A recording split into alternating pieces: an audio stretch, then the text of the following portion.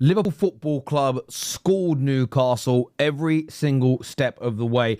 And what didn't help was the constant lies, the constant nonsense, the constant bullshit that came from media outlets and content creators backing Newcastle. The truth would have made so much more sense. Honesty and a balanced approach the whole way through. Liverpool, I didn't want them to get Alexander Isak. This is a £125 million British transfer record, but it makes my biggest rival stronger. But that all being said, what I could not do is sit here and listen to the bullshit and listen to the lies and listen to the crap, which, funnily enough, have now actually led to a point, and this is the craziest part for me, have now actually led to a point where the Newcastle journalists are turning, I repeat, turning on their own football club and their new owners and saying they're just like Mike Ashley. This is crazy because the narrative wasn't just, you haven't got to control the narrative, but you've at very least got to put a balanced view and opinion out. And what Liverpool have done here is absolutely massive. So hit those like buttons for us and make sure you are subscribing. But let's take a little look at what it is that I am talking about. Now, Luke Edwards has put out this article today. And Luke Edwards, for me, has been maybe the lead Newcastle journalist all summer. In the group chats I have, that have a variety of fans from different clubs, they've backed him, they've backed him, they've backed him. He knows what's going on. He clearly has sources. He was the first guy to tweet and put out the information yesterday evening that a deal had been agreed. Although he said 130 million, he negated to tell everybody it was 125 million from Liverpool. But he put out an article today that says, we thought PIF were different, but they've caved in just like Mike Ashley used to. And the headline you can see in the photograph is, Newcastle Saudi owners were bullied into selling Isak. They should be embarrassed. And from my point of view, and from my perspective, I think this is absolutely horrendous journalism on every single level. They were not bullied at any point. You just spun the wrong narrative. You put yourself into a lane looking for fame and fortune of it won't happen. Newcastle said he's not for sale. Newcastle has said that he won't go. In fact, you can see one of his posts just on the 19th of August, but you have to put this comment into context. This man all summer, no matter what was printed by Ben Jacobs, David Ornstein, Fabrizio Romano, whatever was spoken about on TalkSport, Sky Sports, Luke Edwards continually pushed back and just said that this deal is very unlikely to happen. It would take an offer well north of, hugely north of £150 million, maybe nearer to £200 million. Even then, the club is very unlikely to sanction it.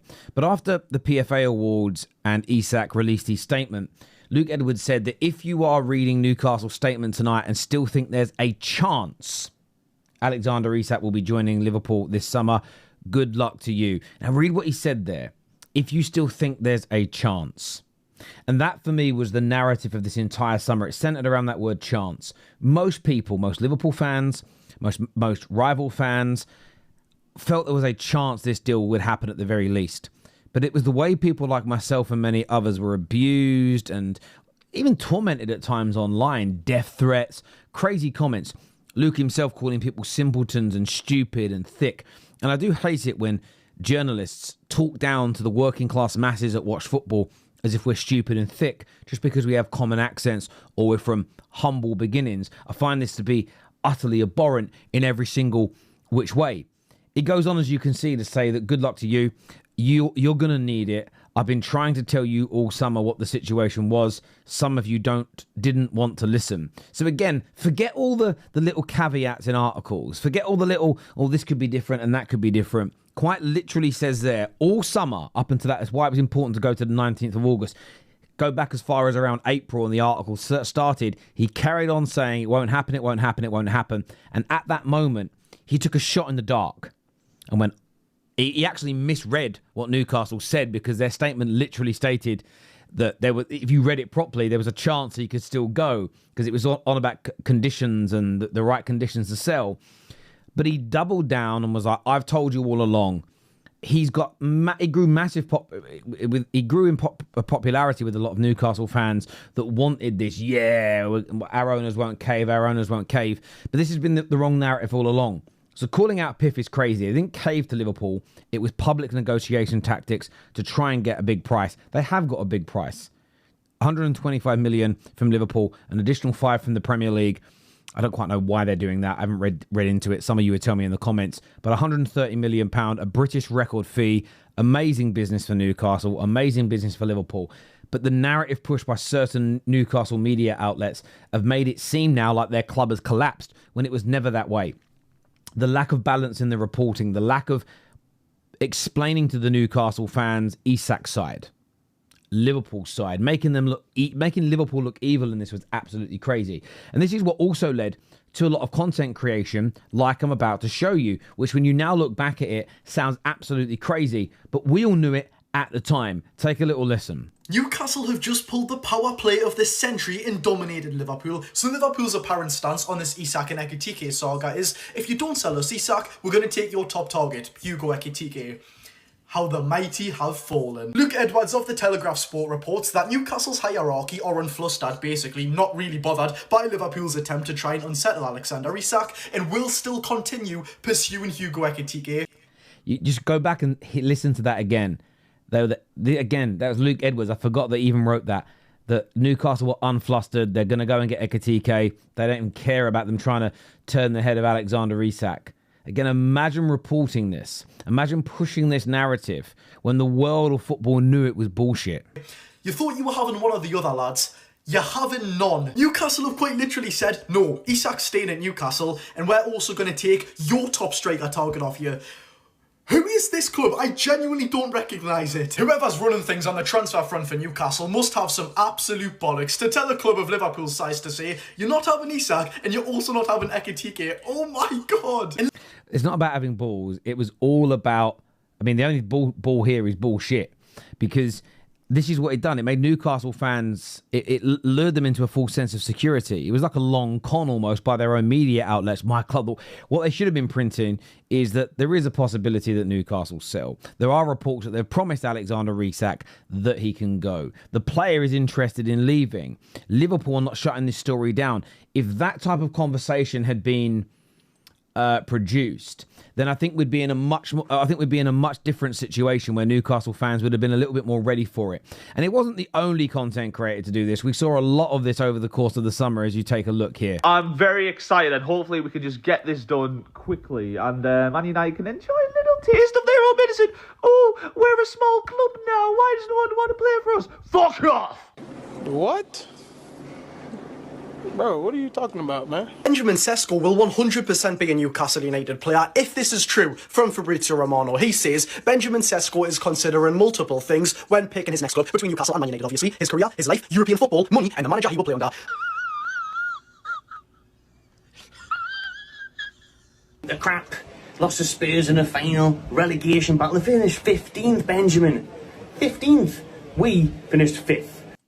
And again, this isn't about Liverpool per se, but all summer, the press, the media around Newcastle, talking as though they were going to get things done easy. It's crazy. And as you've also just seen as well, it's also just been announced that Marc Guéhi to Liverpool is a here we go. It's a done deal. It is over the line. And again, this was another player that Newcastle United thought they were getting. It's another player that Newcastle United thought they had in the bag earlier on in the summer. And I'm not even trying to shit on Newcastle. I've got a lot of respect for them. I was very happy for them when they got the new owners. I was very happy for them when they were moving in this direction. I was very happy. I had a glint in my eye when they won the Carabao Cup final. They stopped my biggest rivals, Liverpool, and you could see how much it meant to the players, the manager, more importantly, the fans and the city of Newcastle. An important working class part of this country, of the footballing background and makeup of this land. And for me, I was happy for them.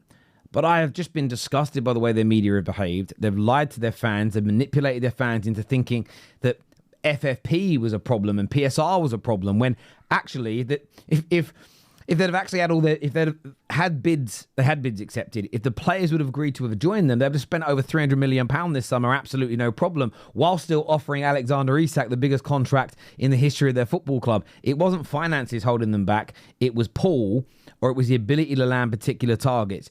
And they've just been lied to. And I think what Liverpool have done here, and it's been done indirectly. You know, Liverpool have gone and got Guéhi. They've gone and got Alexander Isak. Scary, scary times for everybody. But what Liverpool have also done is expose the hierarchy of the game. And I understand, you know, Newcastle were much better than my club, Man United, last year. They won a trophy and finished considerably higher than us in the league. And they, you know, fair play to them for it. But we have to stop the media. We have to stop the mainstream media from pushing out these false, ridiculous narratives at every chance they get. Because all it ends up doing is leading to fans of clubs like Newcastle feeling angry and frustrated and annoyed about what's going on at their football club, where we as football fans could all see this coming a million miles away. Well done to Liverpool on the captures. Newcastle fans, stop listening to Luke Edwards. Stop listening to Keith. Stop listening to Craig Hope. These guys led you a merry dance. They pied you all summer long just for you to get piped, ironically, by so many players.